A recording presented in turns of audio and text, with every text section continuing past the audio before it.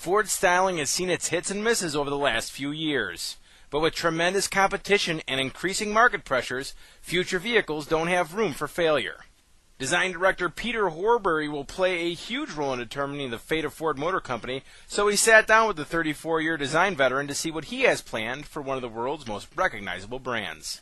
Well, Ford is going through a great transition right now to become one Ford, and it's very important that all the designers, whether we're in America, either north or south, in Europe or in Australia, are very much working together as a group to create the one Ford design language, which will be appropriate all over the world. Now, that'll be on cars that will be sold all over the world, because many of the cars, the smaller ones especially, will be common throughout every continent.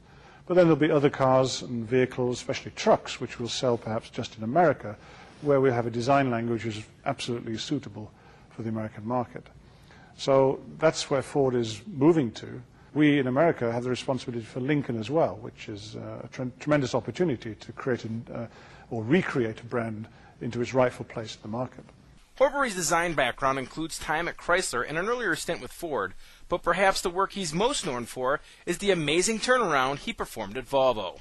I think we changed Volvo quite dramatically from the box, which was very useful, very functional, very safe, into a more stylish car, which was still as functional and still as safe. And with that in mind, I think there's V70 that followed the boxy one. It maintained the box at the back, the functional part where the luggage is stored and all the belongings. But the front was quite sporty, a lot more smooth and sexy. So I think that was a great combination design. I really like the first C70 that we did at Volvo, and I really like the C30 that's just launched. A big part of Ford's revival plan centers around global vehicle platforms that could be shaped into several distinct products. And thankfully, Horbury promises that you won't see the half-hearted rebadging efforts of days gone by. We will transfer Fords from the European roads onto American roads as Fords. When we do Lincolns, we're not going to have Lincolns which are Fords with a different front end, a different grille.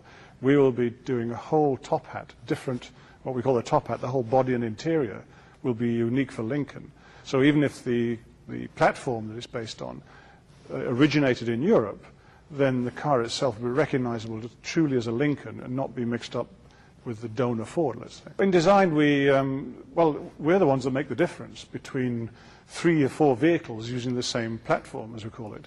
And that's our job, is to create as much difference as possible to create a different vehicle on the same underpinnings. That's where the money is saved, and the suspension, the powertrain, the hard points, as we call them, where certain dimensions are set between one car and the next, but we design a vehicle or a body around that which creates a different approach. Now, for example, you can look at the MKS Lincoln here. Well, it's the same underpinnings as the Ford Taurus and the same as the Ford Flex and other vehicles to come. So we're getting an awful lot of stretch out of one platform to create a whole new fleet of vehicles.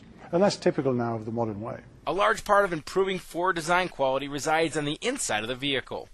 While Ford has been steadily improving its interiors, designers realize that there is still more work that has to be done to stay competitive. I think over the last few years we've really stepped up in interiors, both at Ford and Lincoln. Already the MKZ has won more than one award for its interior. Our trucks are way above all the others in the degree of quality and design that we've achieved. And now with the 2 cars here, we've stepped up another level, I believe, especially in the Ford. And this is a Ford where, we'd have been lucky a few years ago if that had represented Lincoln, never mind Ford. So now the quality levels have had to step up on both sides, Ford and Lincoln, much greater degrees. Ford's product lineup has seen a steady improvement over the last few years. And if Mr. Horbury can work the same magic he did at Volvo, then we're going to see plenty of visually appealing Fords and Lincolns in the years to come. For Autoblog, I'm Chris Shunk.